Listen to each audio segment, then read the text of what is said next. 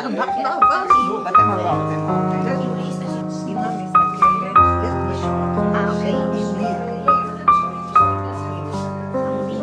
יש כרגע מה שחשוב זה שאני אראה.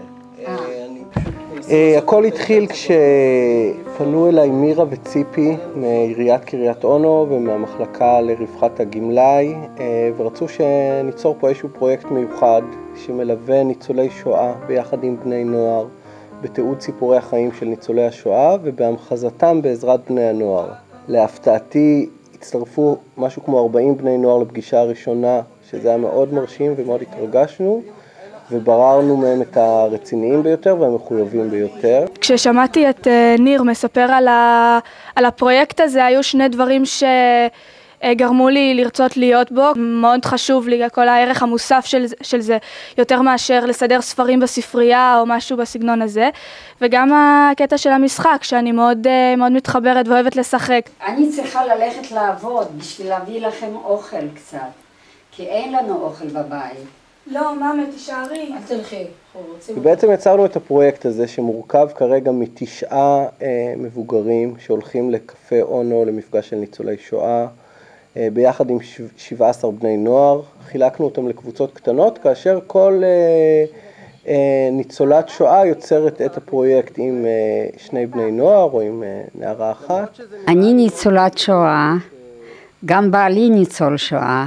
ואנחנו חווים את השואה כל יום, אפילו שזה עבר הרבה שנים כבר. והציעו לי לתעד את זה. אני מספרת פה מקרה קצת על קצה המזלג ממש. סיפרנו לעגלון שאם אבא חוזר לשם, שהוא יביא אותו אלינו, הוא יודע את הכתובת ואנחנו נפצה אותו. המטרה פה היא לא רק מסר כזה או אחר, אלא המטרה היא חוויה של ריפוי והעצמה. ביקשתי מכולם לבחור רגע שהן גאות בו. ואנחנו זוכים לראות וללוות אותם ולראות מה שהיה, וזה יוצר תחושה קהילתית ותחושת סולידריות. זה מאוד חשוב לתעד סיפורים של ניצולי שואה, זה איזושהי שליחות שאני מרגישה. גם סבא שלי הוא ניצול שואה, אז אני מאמינה שצריך לספר כמה שיותר סיפורים ולכמה שיותר אנשים, כדי שבעתיד כמה שיותר אנשים ידעו.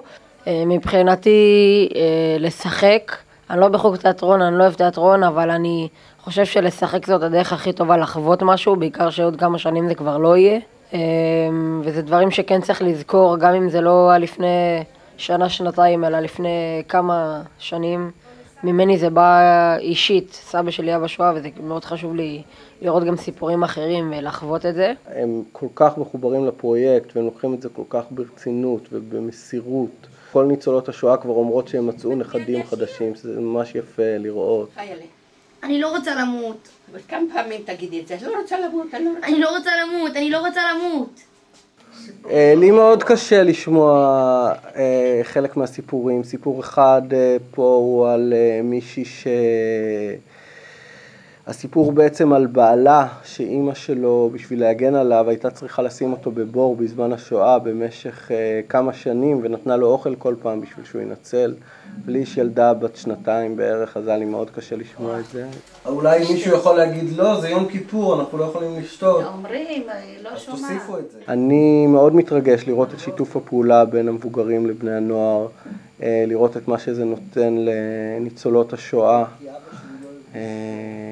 וכמה הן רוצות לספר, וסוף סוף יש מי שמקשיב ושמתעניין ושעושה עם זה משהו, ואני באמת חושב שאנחנו עושים את התהליך מאוד מיוחד. אני מאמינה שלהעביר את הסיפור על זה בדרך שאני אוהבת ייצור משהו באמת גדול, ושכל התיעוד הזה בעצם יעמוד לנגד מכחישי השואה למיניהם שכבר כיום מכחישים. אני מאוד מעריכה את הילדים האלה, שהם כל כך צעירים, והם כל כך רוצים לדעת, וזה מאוד חשוב. אסור לשכוח מה שקרה לעם שלנו. זה לא קרה לפני 2000 שנה, זה קרה בדורנו, ואנחנו צריכים לזכור את זה, ולהעביר את זה מה שיותר, שיזכרו מה שהיה.